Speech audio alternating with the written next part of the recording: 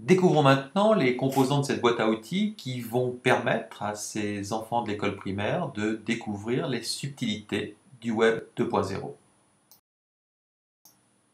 Alors cette boîte à outils va se décomposer en trois temps. Un premier temps qui va être une coopération entre l'enseignant et les enfants pour les aider à faire des recherches. Un deuxième temps qui va être plutôt une coopération entre les enfants eux-mêmes pour arriver à partir des richesses qu'ils ont trouvées à composer des contenus nouveaux. Et le troisième temps qui va être l'échange entre les enfants et leurs parents pour leur restituer le travail qui a été fait et ainsi le valoriser et être valorisé.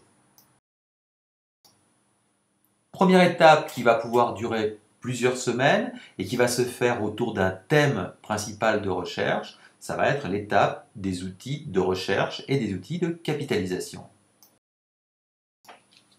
Autour du thème de recherche qui a été proposé par l'enseignant, les enfants vont pouvoir chercher au travers des différentes facettes du moteur de recherche Google et au travers bien sûr d'un bon navigateur pour pouvoir le faire comme Firefox, pour pouvoir faire des recherches aussi bien au niveau des documents écrits, des documents iconographiques, des documents vidéo, des livres qui peuvent exister, des blogs qui peuvent fournir de l'information, des encyclopédies en ligne. Il y a donc tout un tas d'informations qui vont pouvoir être trouvées et collectées par les enfants au travers des moteurs de recherche.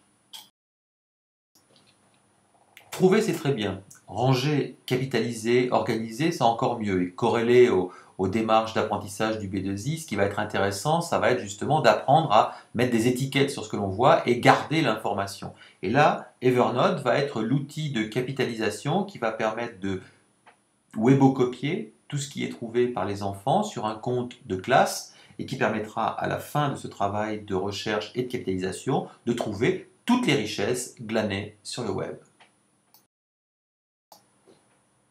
La phase de recherche et de capitalisation ayant été faite, on va maintenant passer à une phase qui elle aussi pourra durer plusieurs semaines, qui sera la phase de rédaction collective, donc de travail en équipe pour arriver à fabriquer des contenus nouveaux.